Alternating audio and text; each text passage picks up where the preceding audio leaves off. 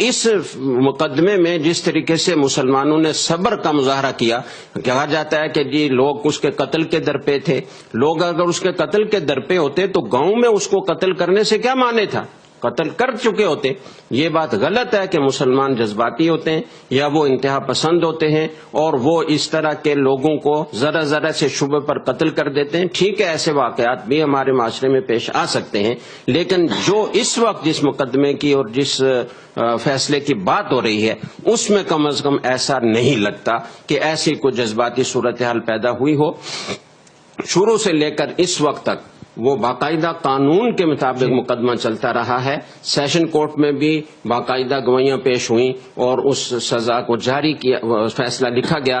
High court میں بھی اس کو برقرار رکھا گیا. یہ اس بات کی بہت بڑی دلیل ہے کہ گواہوں سے باقاعدہ یہ بات ثابت ہو چکی تھی کہ اس ملزمہ نے یہ جرم کیا ہے اور توہین کا ارتکاب کیا ہے. اس لیے کہ جتنے مراحل کسی سزا کو سنانے تک طے کیے جاتے ہیں، ہم نہیں سمجھتے کہ سیشن کورٹ کے محترم جج صاحب نے اور ہائی کورٹ کے محترم جج صاحب نے ان تمام مراحل کو پیش نظر نہیں رکھا ہوگا. تمام جج صاحبان سے گزارش ہے، میری حکمرانوں سے بھی گزارش ہے کہ اللہ رب العزت نے آپ کو اس ملک میں تبدیلی لانے اور کرپشن کو دور کرنے اور مسلمانوں کو کی عظمت رفتہ کو بحال کرنے کے نعرے پر ووٹ دیے گئے ہیں اور اس طریقے سے اللہ نے آپ کو حکومت دی ہے تو آپ اس کے تقاضوں کو پورا کریں. ہم آئین پر عمل کرنے کا تقاضا کرتے اور ہمارا مطالبہ یہ ہے کہ آئین پر عمل کیا جائے اور آئین میں جن چیزوں کا وعدہ کیا گیا، جن چیزوں کی ضمانت دی گئی ہے، ان پر اقدامات ایسے کیے جائیں کہ نظر آئے کہ واقعی ہم اس آئین کے پاسبان ہیں. یہ کہا جاتا ہے کہ جی ہم آئین کی پاسداری کرنے والے لوگ ہیں اور فلاں لوگ آئین کے غدار ہیں اور فلاں لوگ یہاں کے آئین کو نہیں مانتے اور یہاں کی جمہوریت کو نہیں مانتے. جمہوریت کس چیز کا نام ہے؟ رائے عامہ کا نام ہے. آج مسلمانوں کا کون سا ایک فرد ایسا ہے کہ جو تحفظ ناموس رسالت کے قانون یا تحفظ ختم نبوت کے قانون میں اس طرح کی کسی تبدیلی کا کوئی تصور بھی کر سکتا ہے، کوئی سوچ بھی سکتا ہے؟ یہ رائے عامہ کے اور جمہور کی رائے کے مطابق یہ قوانین بنے ہوئے ہیں تو یہ جمہوریت کا تقاضا ہے. اس لیے ان پر ان کی حقیقت کے مطابق اور ان کی روح کے مطابق عمل ہونا چاہیے.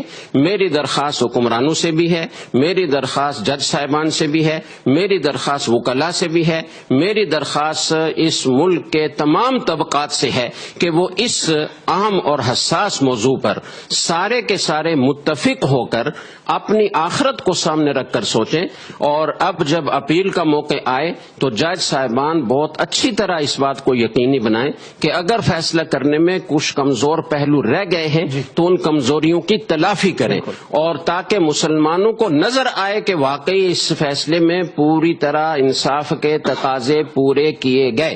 اور اگر نہیں پورے کیے گئے تو اب اپیل میں انصاف کے تقاضوں کے مطابق فیصلہ کیا جائے تاکہ آپ دنیا میں بھی سرخرو ہو سکیں اور آخرت میں بھی سرخرو ہو سکیں. لیکن میری یہ بھی درخواست ہوگی تمام طبقات سے کہ قانون کو اپنے ہاتھ میں نہ لیں، کسی کی جان اور مال کو نقصان نہ پہنچائیں. یہ پھر ہم گویا رسول اکرم صلی اللہ علیہ وسلم کی ہدایت کی خلاف ورزی کرنے والے خود شمار ہوں گے.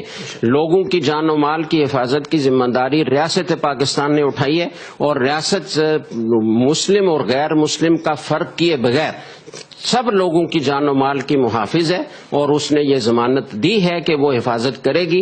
اس لیے ہم بھی شرعی لحاظ سے ہم اس کے پابند ہیں کہ ہم کسی بے گناہ کو کوئی نقصان نہ پہنچائیں، چاہے وہ مسلمان ہو یا غیر مسلم ہو. ہم ان کو پوری عزت دینے کے لیے تیار ہیں. ہم ان کو تمام قانونی ریاستی حقوق جو ایک معاشرے میں رہنے والے فرد کے لیے شریعت نے مقرر کیے ہیں، ہمارے قانون نے مقرر کیے ہیں، وہ دینے کے لیے تیار ہیں اور وہ دینے کے لیے ہمیں تیار ہونا چاہیے اور ان کی جان مال کو بلا وجہ نقصان نہیں پہنچانا چاہیے. اللہ تعالی ہر طبقے کو اپنی اپنی ذمہ داری ادا کرنے کی توفیق عطا فرمائے اور ہمیں ایسے اقدامات کرنے کی توفیق عطا فرمائے کہ ہمارا ملک جن بحرانوں کا شکار ہے ان سے نکل سکے، نہ یہ کہ کوئی نئے بحرانوں کی طرف جائے. اللہ سب کو یہ عقل سلیم عطا فرمائے اور سب کو اپنی ذمہ داری ادا کرنے کی توفیق عطا فرمائے.